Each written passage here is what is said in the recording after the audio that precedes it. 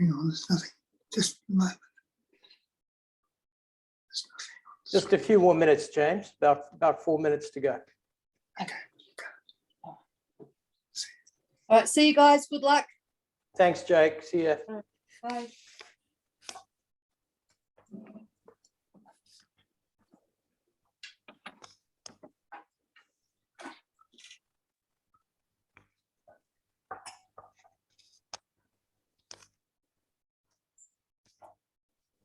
My Burmese cat has just been excluded from proceedings. You'd be amazed. We've done about 100 of these since COVID started, and you'd be amazed by how many cats are all over our recordings that insist on being part of the action. Yeah. It's especially good for them when they can sense that they're going to be causing mischief. Yeah. I think it's inherent in them. Sense. There's one that's so famous that she attends most of the tastings. Her name is Fran, and as a result of this, she has her own Instagram account now called Wine with Fran.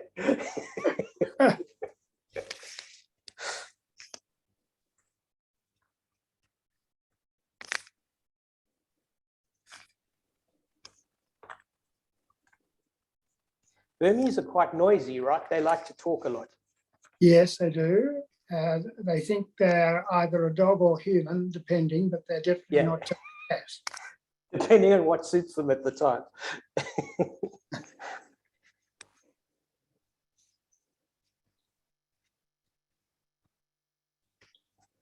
Gosh, this Riesling smells fantastic. James.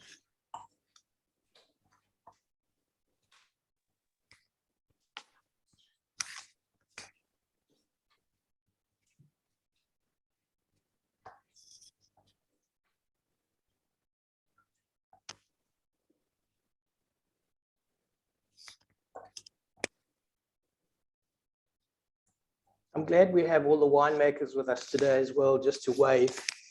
With a bit of luck, we'll be able to do some more work with them moving forward in this sort of format. It works really well.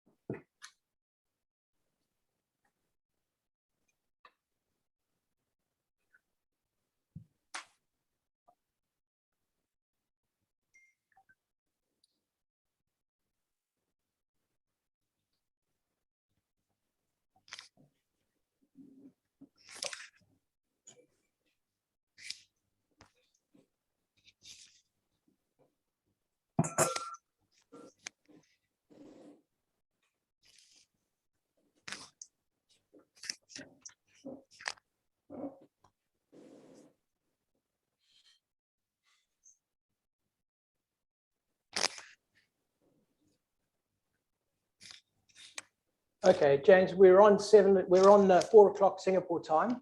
So let's kick things off. I'm going to hand over to Chris firstly, just to have some opening remarks, and then we'll move from there. Thanks, Rob. Well, good afternoon, everyone. My name's Kristen Dooley, and I am the South Australian Government's representative for trade and investment here in Singapore and the broader ASEAN region. This afternoon, I am very proud to be with you as we bring to you some of the best new wines from the heart of South Australia straight to your doorstep.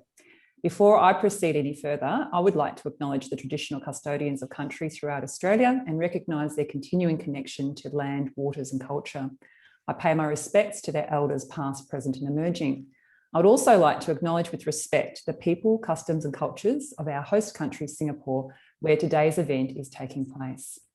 My role today is to welcome you all here for this very special event. I have the particular pleasure of welcoming our guest presenter, Mr. James Halliday, AM, who is joining us all the way from Coldstream in Victoria.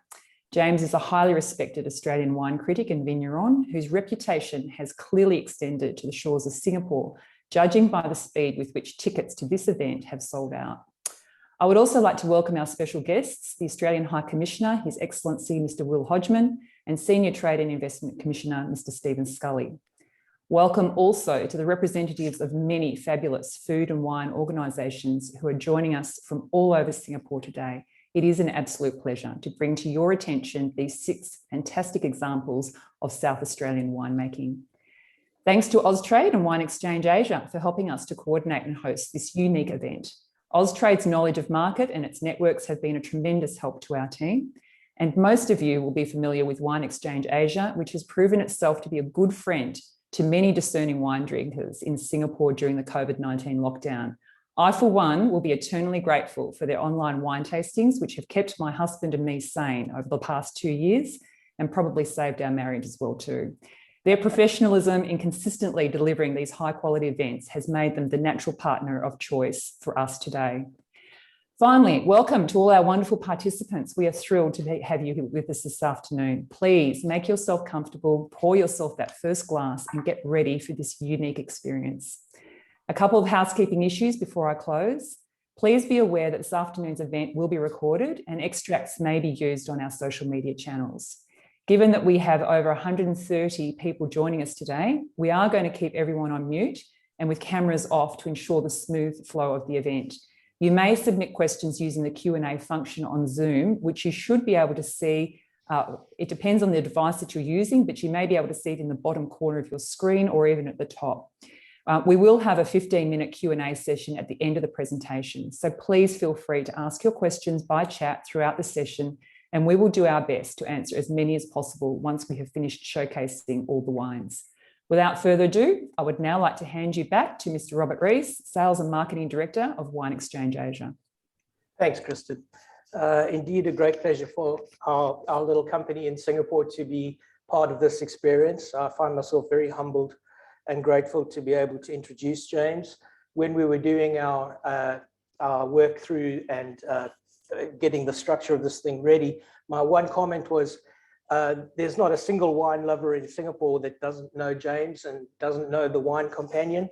It has a major role to play in the broader spectrum of wine consumption in Singapore, and it's something that we reference constantly on a day-to-day basis with the wines that we bring from Australia into Singapore. James is the founder of the Wine Companion and is also the founder of Brokenwood in the Hunter and Coldstream Hills, where I believe he is this evening in Victoria. He has been at the forefront of wine judging for easily the last 3 decades and is a major influencer and decision maker in the wine industry at large. He holds the Maurice O'Shea Order of Australia, Maurice O'Shea Award, and he's also a member of the Order of Australia and has written no less than 80 different books on wine in general and in Australia in particular. It's been a fantastic journey for me because I found myself being out of Australia for such a while, looking at these new wineries and seeing this new generation of wineries, winemakers, and wine techniques. And James, the one thing that I must say, there are 2 aspects that came out of my research for these 4 wineries that we're looking at today. The first being there's a great spirit of next generation amongst everybody. Names like Lehman and Seppelt come to mind. It's by no means the first generation of those families that have been making wine in Australia. And it's so fantastic to see the knowledge and experience being passed on.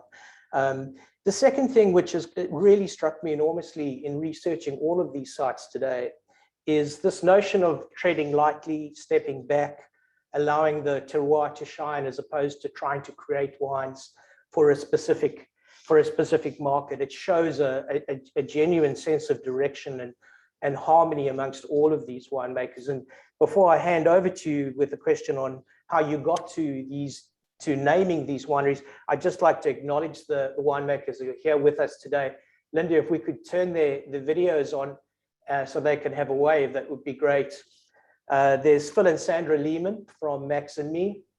I'm just trying to have a look and see who else.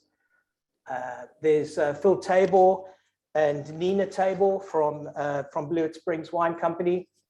We have Charlie Seppelt and Sky Salter from theirs, and Alan Varney is there as well. Alan, hi.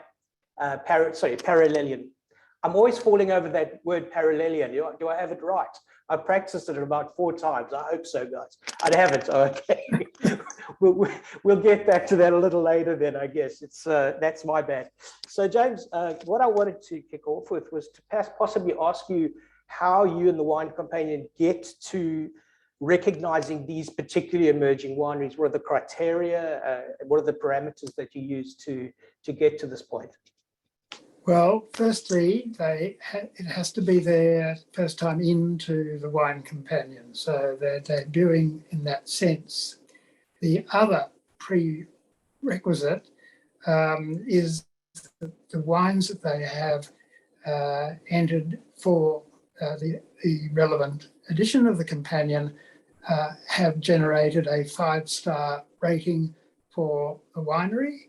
That in turn means there must be at least 2 of the wines that have earned 95 points or above, i.e. gold medal standard. Sometimes they may have 3 or 4. And this year there were 53 wineries who actually got to that point, but out of a number of many others, contenders who didn't even get past the first, and understandably you would expect everyone to achieve that.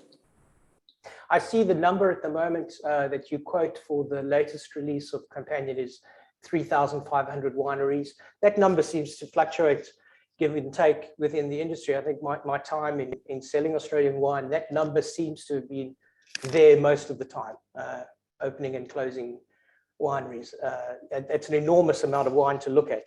I don't envy your task every year going through all of these wines. Maybe at this point we should turn to the first wine, guys. This is the white wine, jar number 1. This is the Max and Me Woodcarvers Vineyard, Mirooloo Road, Eden Valley Riesling, the 2021. Just some notes on the previous vintage, the 2020. Was included in James's top 100 wines for the year. And this is the first ever look for all of us at the 21. So over to you, James.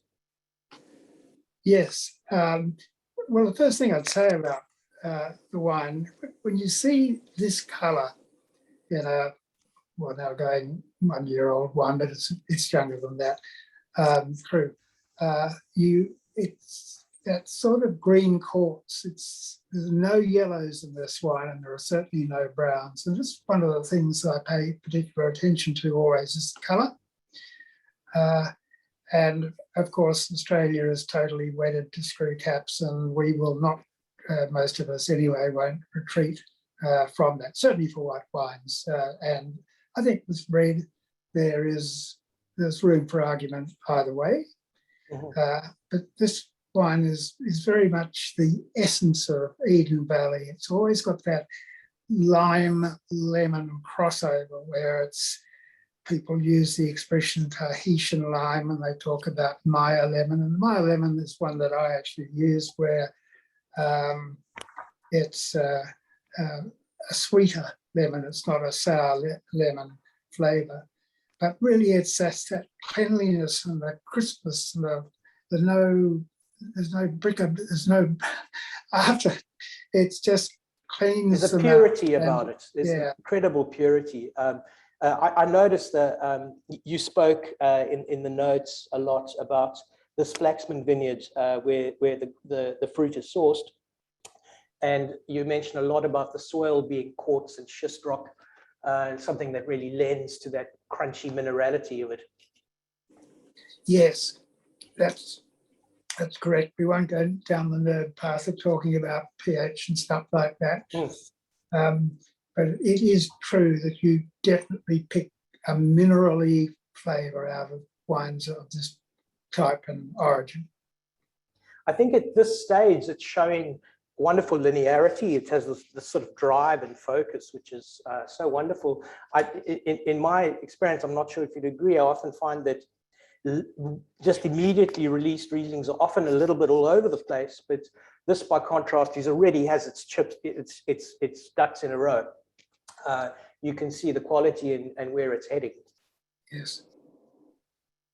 What are your feelings? It's a question we often get, and so I'll save the chat room by asking the question now. How do you see the cellaring potential of this wine in the long term? Right. When should I drink this wine? It's the ultimate question to be determined on personal taste. It's not a quality question, and it comes back to personal, as I say, taste. These Riesling develops enormously over a 5 to 10 year period, and again a thing for screw caps. And you can. It is actually easy to predict the way the wine will develop, because you can have 4 or 5 vintages, obviously, in a vertical tasting of one wine, and you see it as you get almost honey characters, even though the wine is dry. Toast, even though the wine hasn't got any oak in it. Sometimes people see a mature Riesling and assume that it's been wood matured or fermented. No, it hasn't. This is just one of these things that we don't actually really understand as well as you might expect. Why do white wines deepen in colour? Where do these flavours spring from when you do not see them at all, or some when the wine is really young? That sort of honeysuckle kind of component that seems to creep in over time is absolutely gorgeous.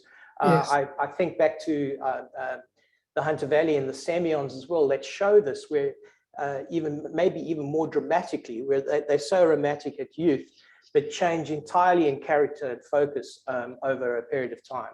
Yes. It's really quite extraordinary. Yeah.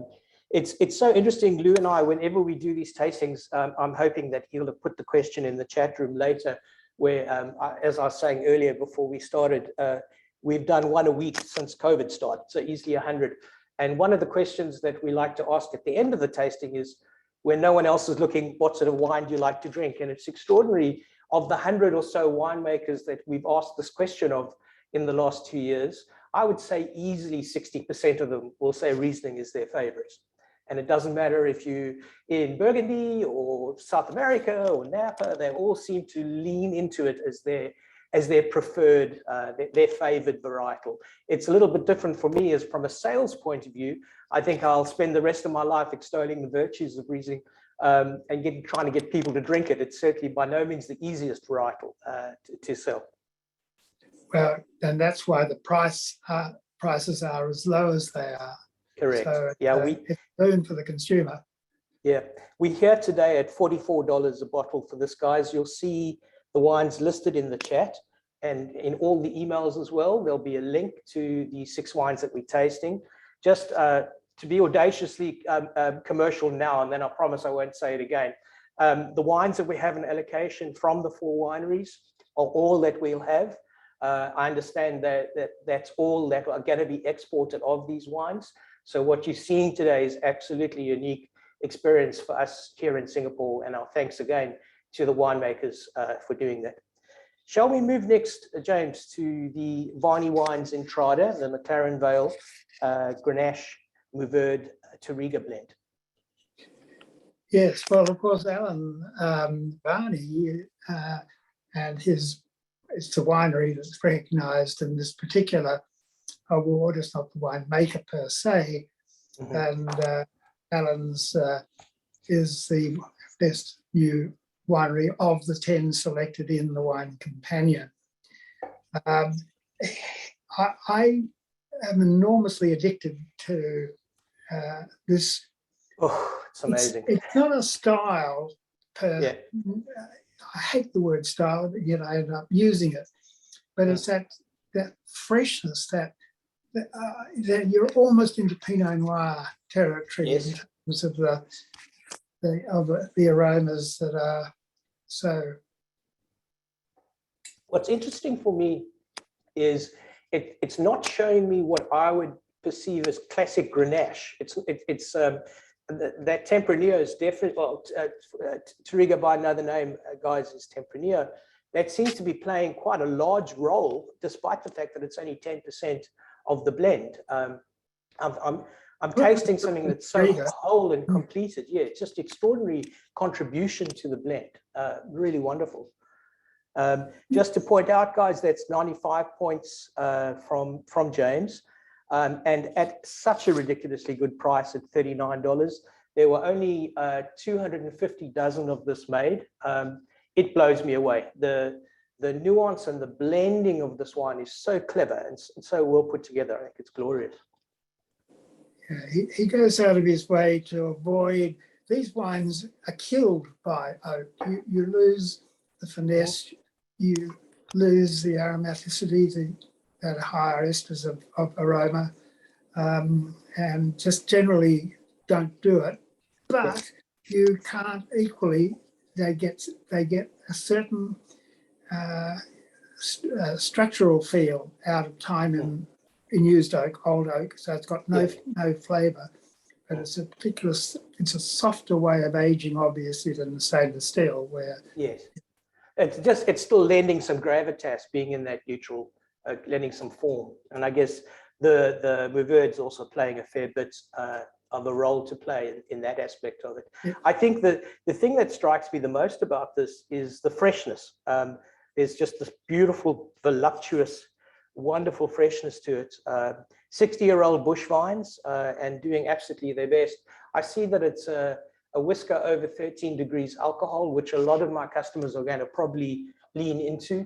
It's definitely moderate in that neck of the woods, and it's something that our consumers, particularly in Singapore, are preferring in spades. Yes, it's a big historic change in the appreciation from a winemaking viewpoint in Australia or South Australia.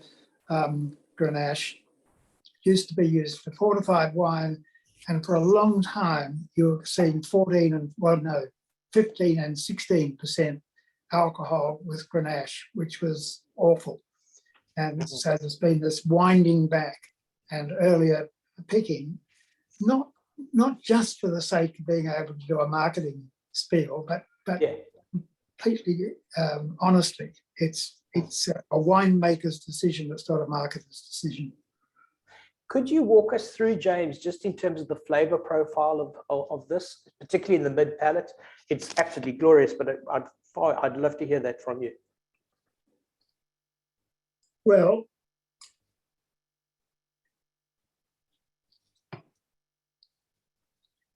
they're more red and blue fruits than black to me in this, so therefore obviously cherries come into not so much strawberries. There's blueberries for sure, but they're the smaller fruits that are coming through. There's a nuance of, for me, almost a waxiness on the mid to back palate, which is I really love. It's got that sort of sexy flourish at the back that is such a wonderful finish to the wine. I think it's really gorgeous. Yeah, yes. There are tannins in this wine that just not the tannins that you expect out of a big, solid South Australian red. Yeah. These are almost, the Champenois talk a lot about tannins in Champagne. And if you accept the fact that they're in Champagne, they sure as hell can be in this wine, as in fact they are. Yeah, I think it just pulls everything together. This wine is really beautiful. I'm crazy for it. I'm just so sad to see that only 250 dozen were made. But Alan, there's a dozen in my cellar. Oh, good to hear. Actually. I think there's going to be a dozen in mine too. It's just fantastic, fantastic wine. All right, time is marching, so let's have a look at number 3. So Paralian, is that right, guys? Am I getting a thumbs up? Thanks. It's my South African accent. I'm going to blame it on that falling over. Paralian Springs Hill Vineyard, McLaren Vale Shiraz 2020. It has a monster 96 points from James, and we have it available today at $58 a bottle. You know, James, reading the notes on this wine before we started, the one thing that struck me is the vines themselves are relatively youthful, having come from only being planted in 1998.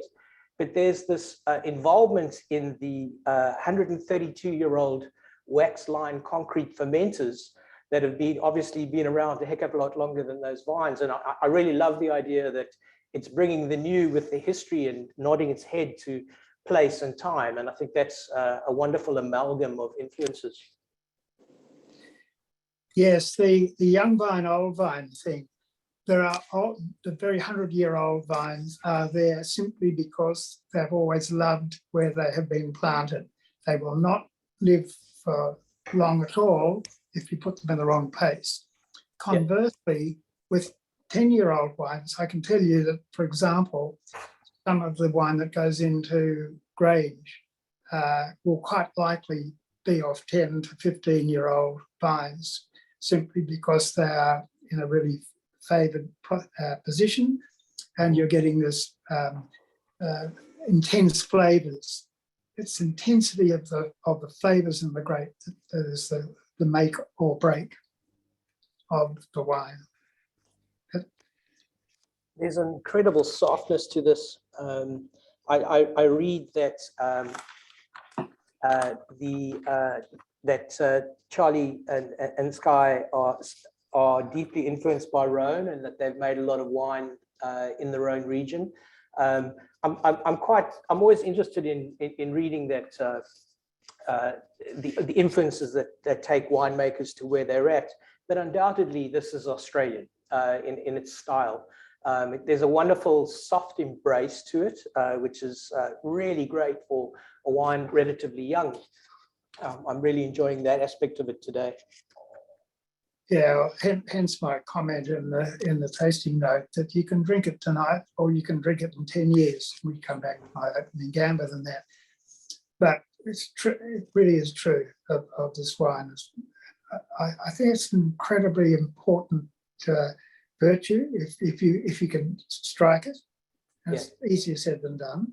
Yeah, that balance of youthful approachability and long-term gravitas seldom is to be found in one glass, and I think the guys have nailed it here. I will understand why you gave it such a great rating. Amazing view, incidentally, from their website, guys. I encourage you to have a look.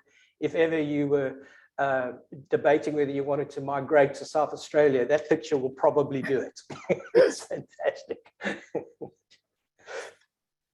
James, this notion of wild ferment, I just wanted to ask you a little bit about that. Is that something that's steeping all the way through the industry for this style of wine? For really all red wines, and I've been around for so long. I made the first wine in 1973, so it's a fair while ago. And look, through much of my winemaking career, you are regarded as being something odd. There's something odd about you if you didn't. It's Russian roulette. Why do you want to play dice with God or Russian roulette and have an uncertain outcome because they're wild yeast on the one hand, or you could have the certainty of a cultured yeast, particularly if it's tailored for the type of wine that you're making. So why would you do that? Well, just as an ex-lawyer, I say, well, that's your decision, and you can't quantify it beyond that. But nowadays, ambient yeast, and in fact, it lets the cat out of the bag a bit, because if you culture these yeasts, very often you find they are residents of the winery, not of the vineyard. And they've been doing this thing which actually has origins in a cultured yeast, which has then stayed on. But I myself walked down the plank and said, right, with red wine, I'm not going to use cultured yeast unless there's some particular reason, but usually no. And I think you get a more complex wine. Definitely. I'm not sure if it's the suggestion of reading your notes, but I'm finding nettles and brambles. I'm finding that kind of wild fruit component in the palate for me. And it's quite a different juxtaposition to the softness of the wine. I really love the way it's finished and so glossy, but at the same time has this sense of being a little unbridled in the flavor of the fruit. I think it's wonderful.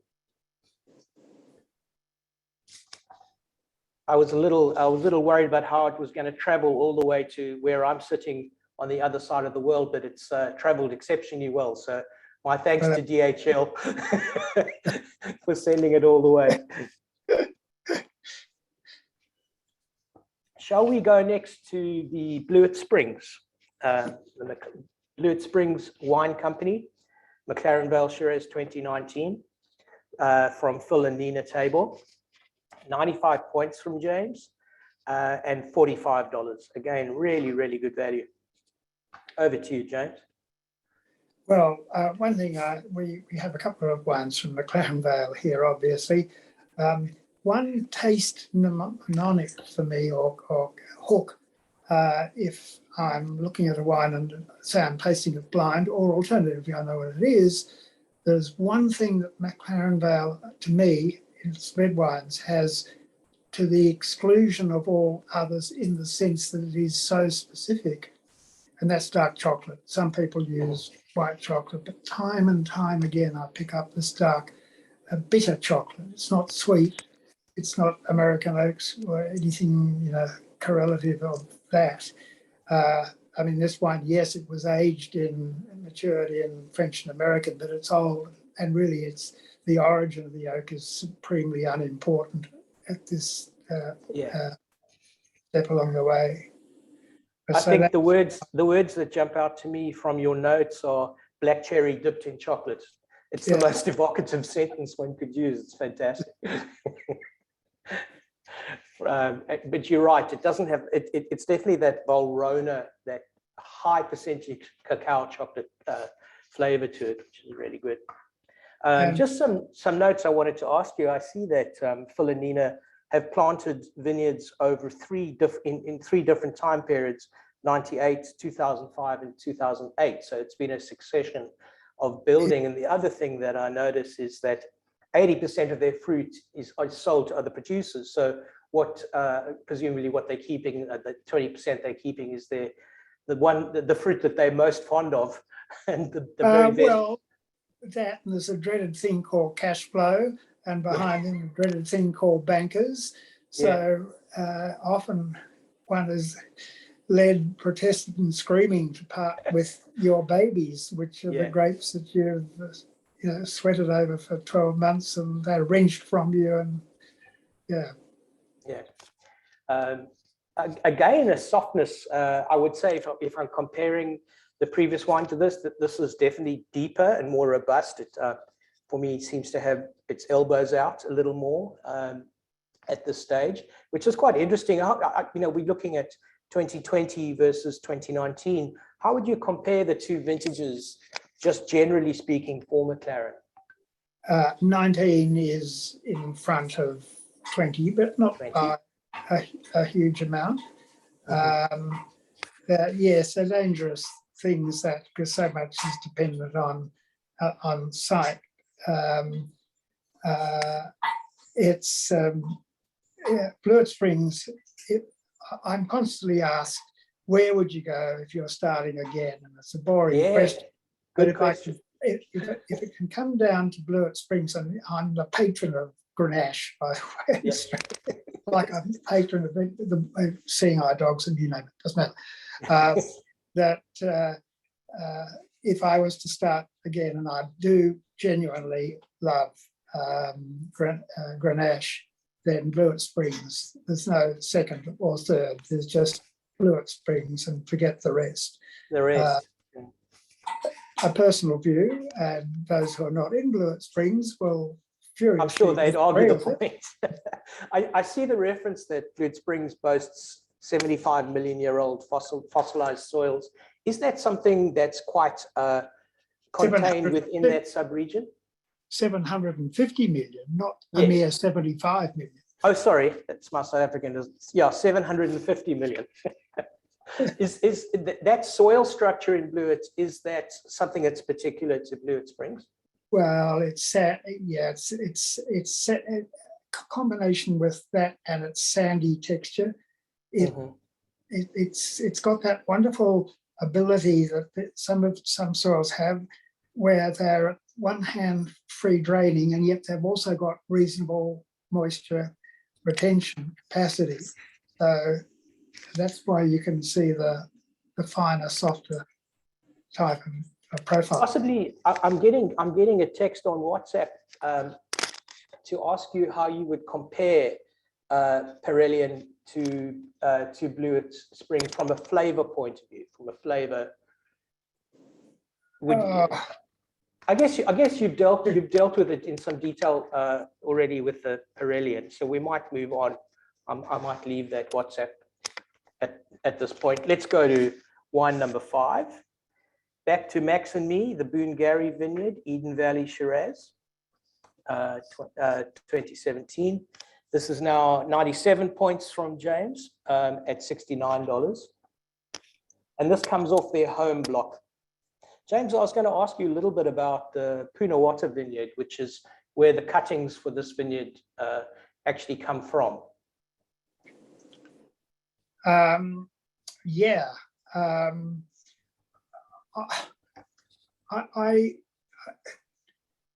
We get into clonal selection issues here, and is it a massal? I mean, we get terribly complex discussion going on and on forever.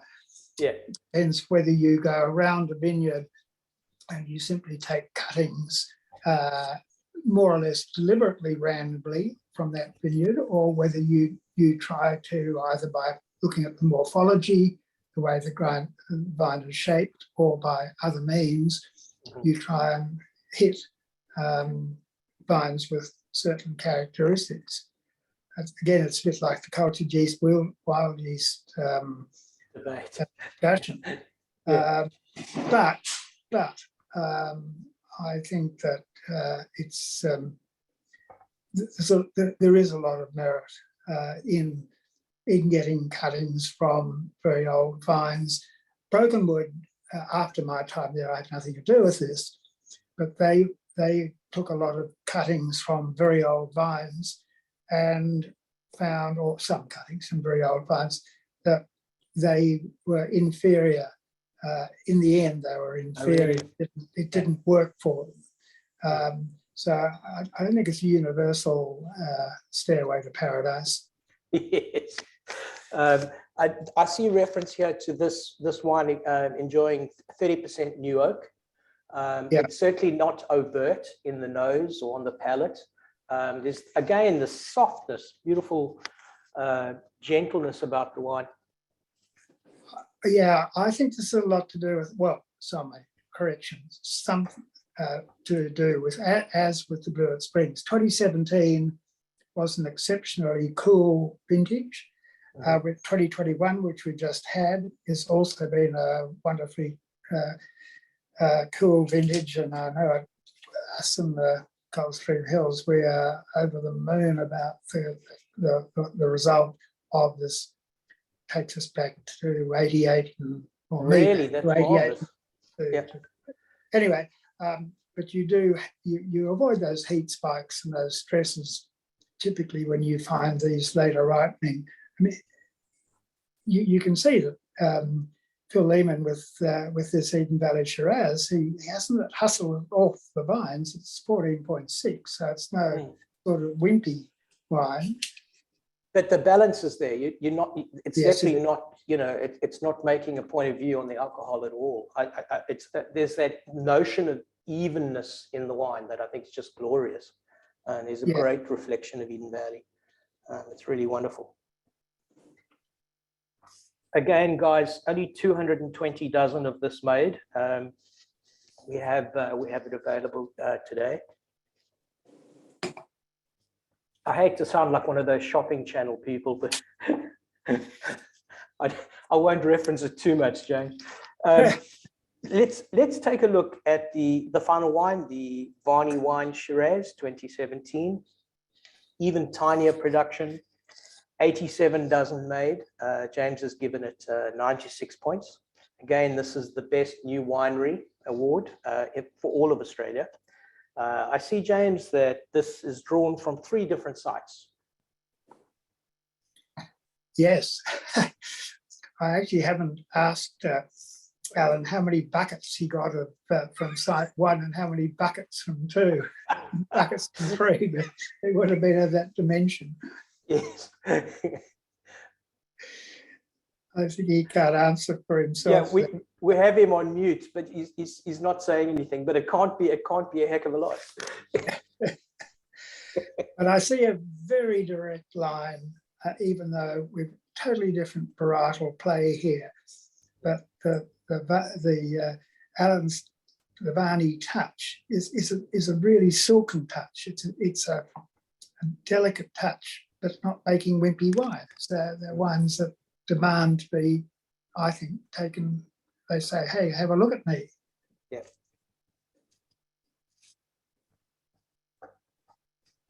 "14 to 20 days on skins." Alan, just thumbs up or down. Is that relatively limited?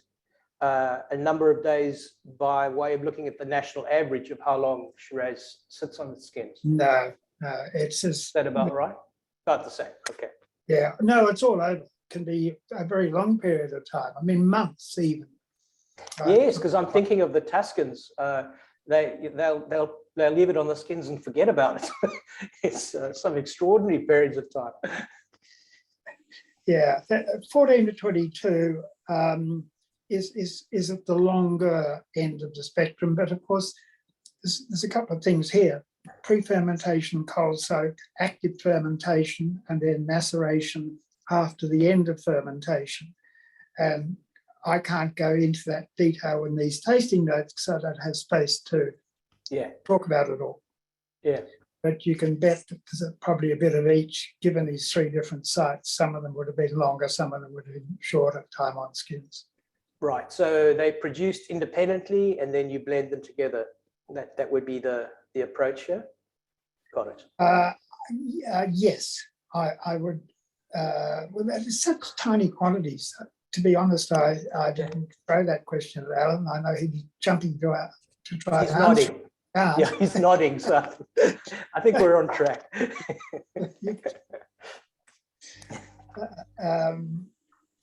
Yeah.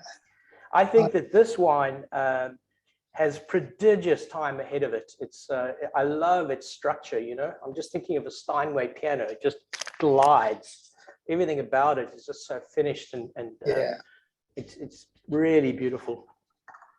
Yes, I use that expression, the tasting note, mouth-watering texture. It really is sort of, ripping the saliva out of your mouth because the taste buds are bonkers.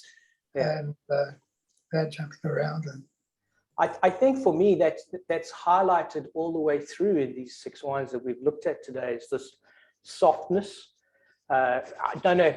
Honesty of spirit is the right sort of framework, but there's something clear and precise about what they're doing, gentle and soft, and it's a wonderful direction to see of all of these wines. Really, really exciting. Alan, if you could tell us the 3 sites for the Shiraz, are they your own, or do you buy the fruit from elsewhere and bring it in and do it yourself? No, we've got some very strong relationships with growers that we've been working with for many years. So we don't actually own the vineyards ourselves, but it's a strong working relationship that we've had. And that's one of the joys of what we do, is sourcing grapes from some of the best vineyards around, very distinguished sites. And I always try and give as much credit back to the growers as we can. We just had a growers dinner 2 nights ago at our restaurant. It was a very long night. It was a big night. It was fun, but it was very rewarding, both for myself and for them, because they're the ones that really, in the end of the day, make the wines. We talk a lot about the winemakers, right? But it's the growers who are really doing the hard yards. We just coax it on its way and do what we can. Yeah, that's fantastic. Well, I think at this stage, I understand the Q&A is building up. So I'm going to hand over to Kristen. And then just to answer as many questions as we can in the time that we have left. Great. Thanks, Rob, and thanks for this opportunity. So, folks, I just remind you that there's a Q&A option on your screen, on your Zoom webinar.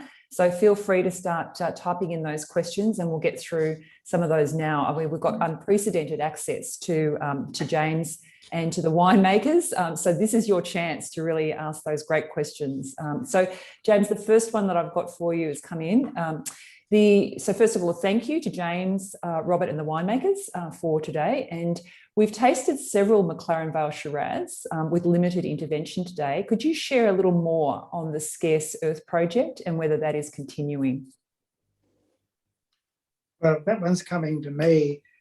The problem for McLaren Vale is that it is the most amazingly complex geology, and you get into great arguments between geologists on the one hand and viticulturists on the other. The geologists look at the base rocks, formations, etc. The winemakers, or the viticulturists at least, look at the soil, because and of course there's no hard dividing line between the two of them. So McLaren Vale really set itself out on an incredibly difficult and complex quest. And I think it'll be, I'm not sure that I'll ever get to the end of the road because of that complexity. There are constant faults, changes from both shallow soil to very deep soil to rocks, you name it. So it's not much use as an answer, but truly it's an amazing region. Great, thank you for that. I'm going to jump to a question around the Paralian now. The Paralian was wonderful. Do you think it would benefit from decanting or aeration if you're drinking it now, or should it be cellared? Well, I think we partly talked about that and saying that's one of those wines you can drink now or later. Decanting, look, it's always open, even with young wines. Decanting old wines is to get away from sediment, whatever in the bottle of a red wine we're talking about, but actually white wines too, particularly if they've been wood fermented. And yeah, Chardonnay, fantastic. Benefit from that. Okay, great. So the next question that I'm going to bring up is an understanding that this is a personal choice for these wines, and we have 6 of them. So perhaps we look at each wine very quickly. But what would you, as a wine connoisseur, how long would you keep these in the bottle before cracking them open? All right. Well, then the Riesling, I would probably look at keeping it, and this will shock people, longer. It has a longer shelf life in bottle than the red wines. That's my take on it. Or perhaps better put, that you either have these a Riesling when it's joyously young in the first even 6-9 months of its life, or then you can put it away. Don't go near it when it's 1 or 2 years old. Leave it, go through its time as a sophomore or whatever, and then it becomes an adult. It's bad allegories, I know. Paralian, probably one of the, and also Max and me.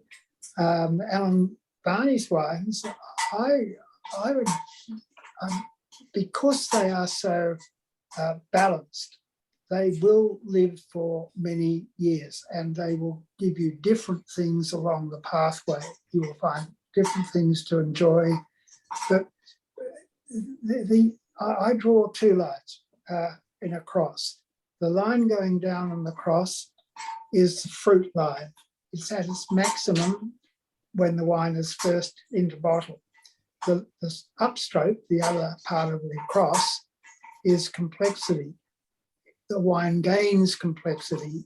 So there's then a window of opportunity where the fruit line and the complexity line cross. And that's where you sort of might, if you want to have a bullseye, that might be the bullseye. It's more complicated than that. I talk about big windows and long windows. We don't want to go there. Okay. Oh, there's a good question. Kristen, there's such a good question. I'm busting to know the answer to this one. Anonymous. I always love anonymous, right? All right. Well, before let Rob, I will do the courtesy of answering anonymous now, because I've got two other questions I'd like to ask then. Anonymous, for the sake of the anonymous attendee, James, if you could pick a grape that is best suited to the climate of South Australia, what would it be? If South Australia had one climate, I could answer the question. South Australia has climates all the way from the bottom end of the Rhone Valley to Champagne. Okay, It's a great. fantastic answer. I love it. All right, great, thanks. We've got another comment here from Alexander. What would be the key differences between Clare and Eden Valley Rieslings? And James, how do you see the trend of off-dry Rieslings evolving in Australia? Right. The difference, I've been to seminars, workshops, you name it, in the Clare Valley, as they have sought to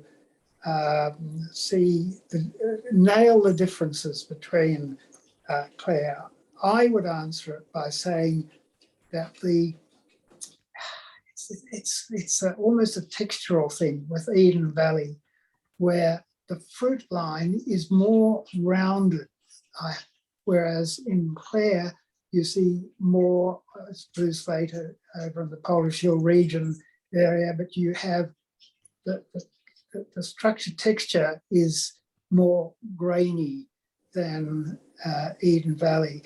But the underlying overall similarity is there.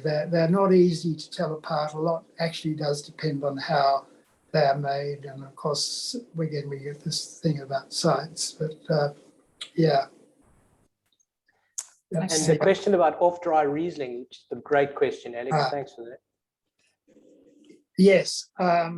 Look, you said before and how true it is that we in the game think Riesling is what you drink in heaven, the variety you drink in heaven, and I just love, if I can jump to Germany, the wines of the Mosel cabinet from the Mosel Valley, where the acidity, even though they're off dry, the acidity is every bit as part of the equation as a sweet fruit or the residual sugar, which is, and look, they should be more appreciated. I think, well, I'll go to my grape, certainly, never mind how soon that'll get to come around, but even if I were 20 years old, I'd be saying the same thing.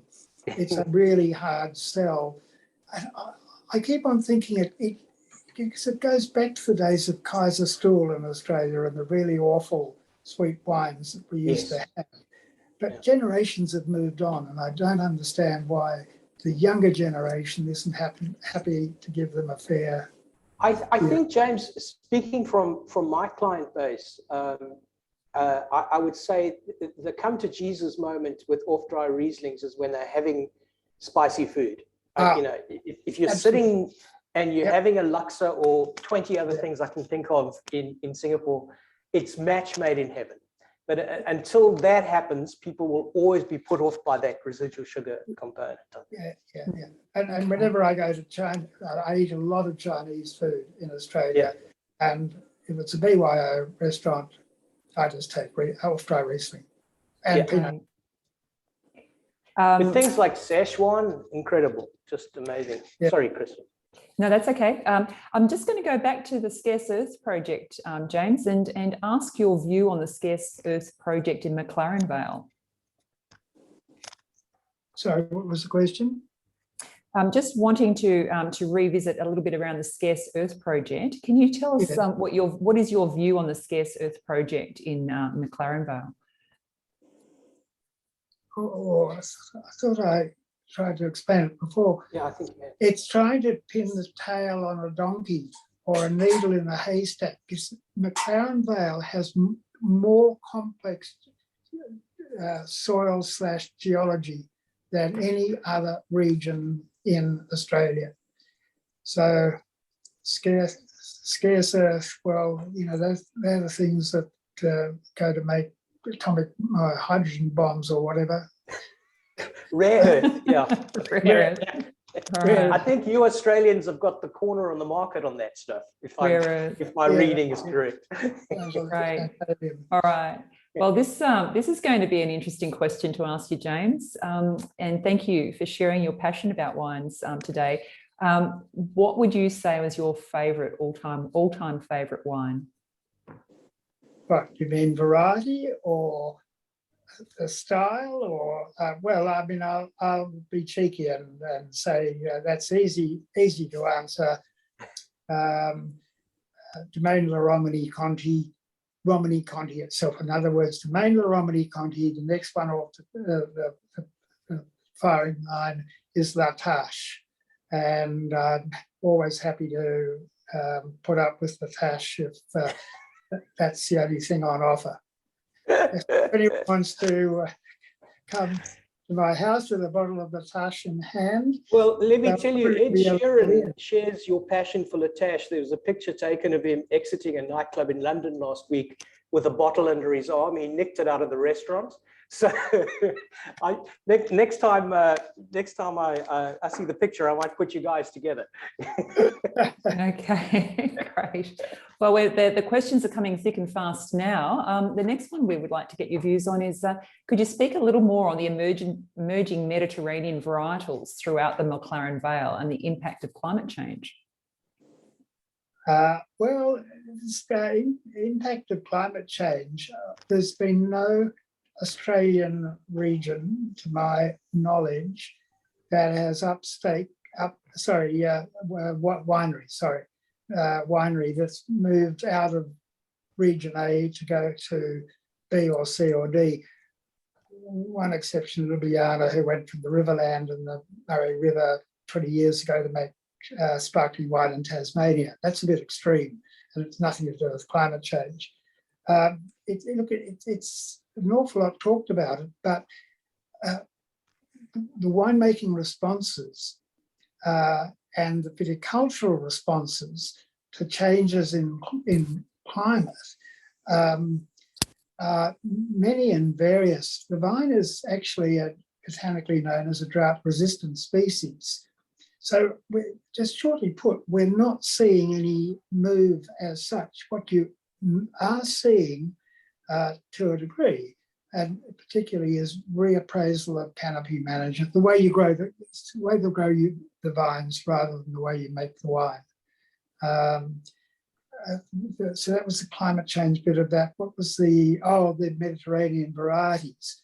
Yeah, they're doing really well in McLaren Vale, but you are seeing varieties like Grenache, which used to be limited to the really hottest parts, the hotter regions of Australia, and I include certainly the Barossa Valley, not so much Crown Vale perhaps, but you're seeing it now.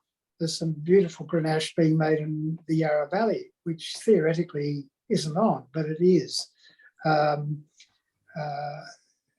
We get into a very metaphysical discussion here if I don't watch what I'm answering. So I'll limit it to that. We are seeing the Mediterranean variety spreading all over Australia throughout many regions. Okay, great. Unexpected.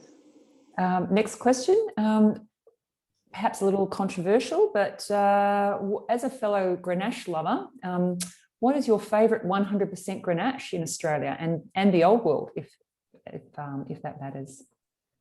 Oh, Reyes, Chateau Reyes in the Rhone, southern Rhone. Definitely, if you can get Chateau Reyes these days, it used to be quite easy to get. Now it's almost as hard as to make Romani Conti. So that's the offshore answer to the question. There are, and really, I'm not ducking it. There is no single emanation of Grenache in Australia where the winery year in, year out produces a mind-blowingly good Grenache over and above all the others. There are many ways. Grenache is a very forgiving variety, shortly put, and you can make as many different ways and get some very lovely answers. Okay, great. James, another perhaps cheeky question. If you were going to start a winery today, what would you grow and where? Yes, well, that's if I didn't want to make Pinot Noir, it would be in Margaret River, and it doesn't really matter what you plant there because you could, whether it's Chardonnay or Sauvignon Blanc or Semillon, yada, yada, yada. The one that you can't do well with there is Pinot Noir. And if I did want to make Pinot Noir, well, obviously I can't start again if I'm now in the Yarra Valley. I can't go there, can I? Small point in starting again. No question, lay down your glasses, it's Tasmania. Tasmania is going to take us, and it's going to take us into another level as we get more vine maturity coming through.